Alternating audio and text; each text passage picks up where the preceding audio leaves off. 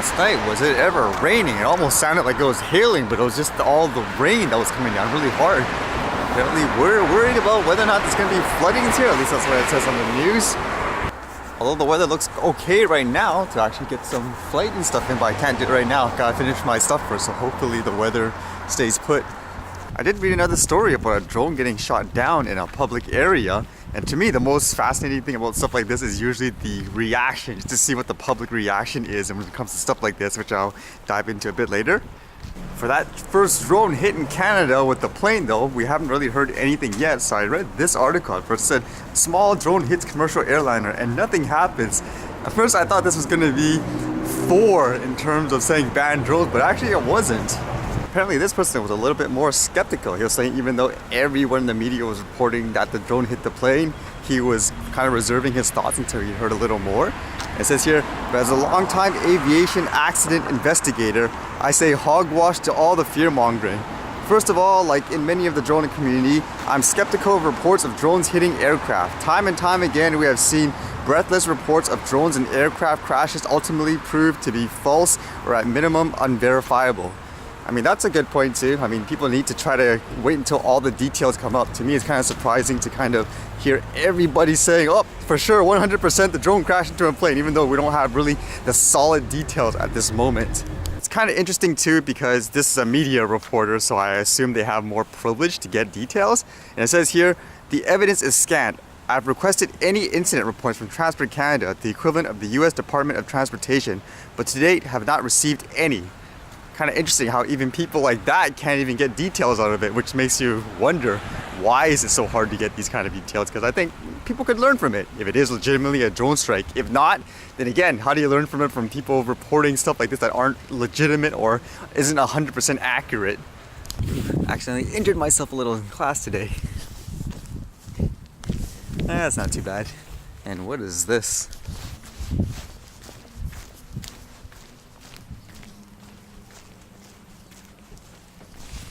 People just throw things like that in the street randomly. Right, looks like the sunlight's out a bit right now, so I can capture some drone footage. And in regards to that, I was reading this little story here. It was posted on social media. It was about a guy who had his drone shot out of the sky. I mean, it says here what he wrote here. Help, catch this guy.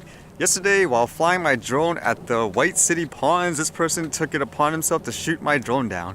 I filed a report with the Jackson County Sheriff's Office, and if you recognize this vehicle and or person, please contact the Sheriff's Office. So this guy claims he was flying around, I guess, in that area. I'm not familiar with it, somewhere in the US. And this guy just randomly comes in, I guess, and shoots his drone down. He posted a video on it where you could see his face. So he was asking the public for help. Now, there's a bit of a controversy with this, because obviously, like for me, I don't know what the full story is. Maybe he was flying near the guy, circling around him. That's what some people are saying. Whereas some people assume he's just flying and this, a guy that hates a drone just decides to shoot it. But either way, after this was published, apparently the guy just turned himself in because I guess it's the smartest thing to do. He was captured on footage and everything like that. So after the guy turned himself in, what's most interesting to me is the response of this, like in the public, because it always gives me kind of an idea where we're at in terms of people's perceptions of drones and how they feel it should be taken care of. And it's kind of interesting when so many people in many ways support a drone being shot down from the sky, whereas some people obviously they say, hey, that's illegal. Like here with people debating amongst each other, this one guy says, let's just say this, I wouldn't want some jackass with a drone seeing what I'm doing either. Keep to yourself and stop invading privacy with your toy. Whereas some people respond by saying, it's a public area, there is no expectation of privacy. If it was private property, then yes. And then the guy still argues, for example, saying, don't matter, you still think I want someone spying on me?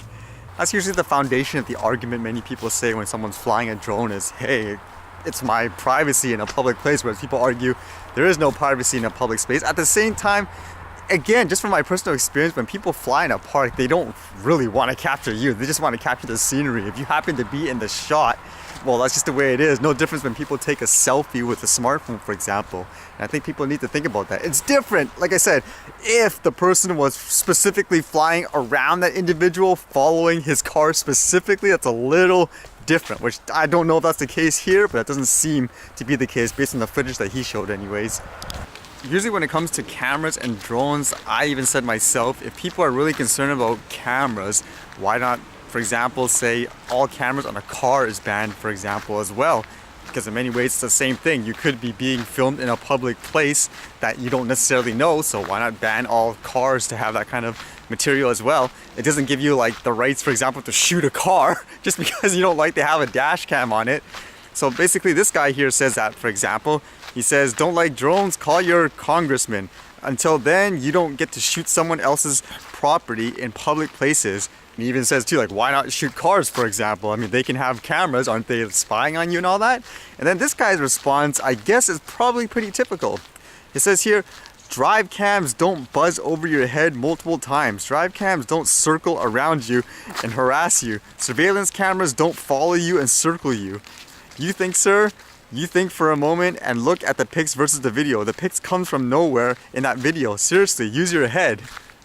So essentially, in this guy's head, why a camera on a car is perfectly okay versus a drone is because a car can't follow you. I guess it doesn't make that buzzing noise like they say. And at the same time, he thinks, I guess from the photo of the drone, the one that the guy used to identify the person, saying, hey, that picture didn't come out of nowhere. He must have specifically targeted him. But when I'm looking at it, it looked like a crop image. Like it basically they digitally zoomed it from the Mavic.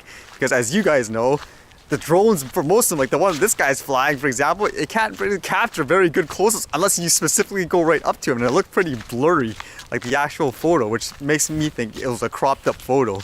But maybe it's just me, because my thought of that is, if it's all about privacy, isn't not knowing that there's a camera there shooting worse than knowing there is a camera, if that makes sense?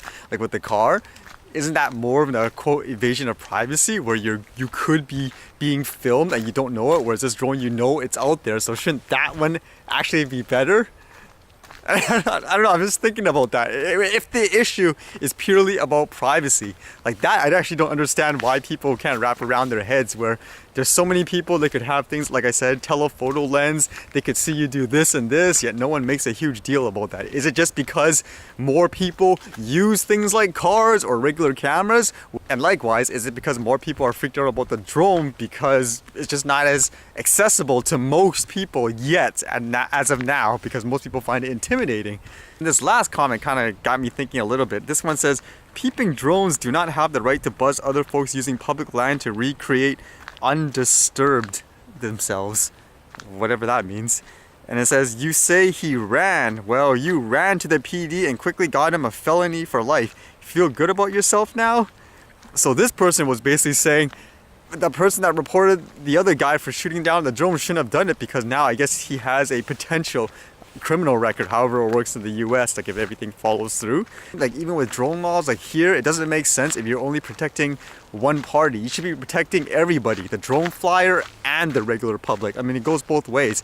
If I'm flying a drone here, for example, in a perfectly safe way, and some weirdo like that decides to come up and shoot my drone, you should be protecting me as well. Not just that guy saying, oh, that drone could potentially crash into him, so what I'm doing is legal. It should be, this guy took out a gun? Are you kidding me? That guy should be held responsible in every way as well. I mean, it has to be fair. People need to think about that.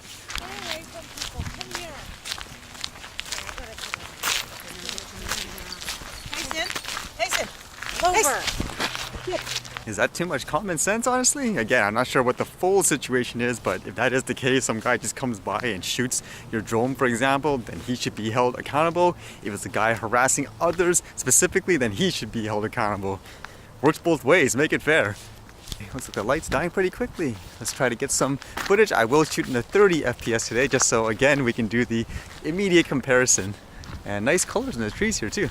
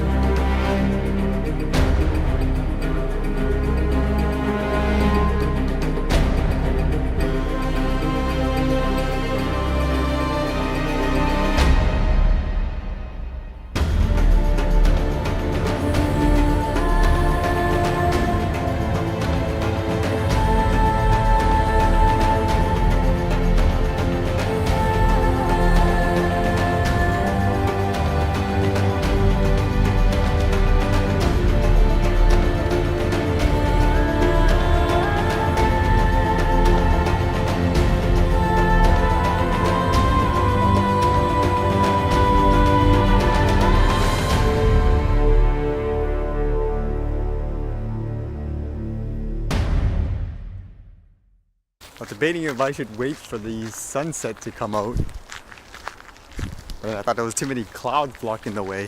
At the same time, that situation came up in the game where there's a flock of birds, but I didn't know if I actually captured it because I can't tell when the screen's so small. Well, hopefully I got some better tests though for the 30 FPS and stuff just to compare. Anyways, see you guys later.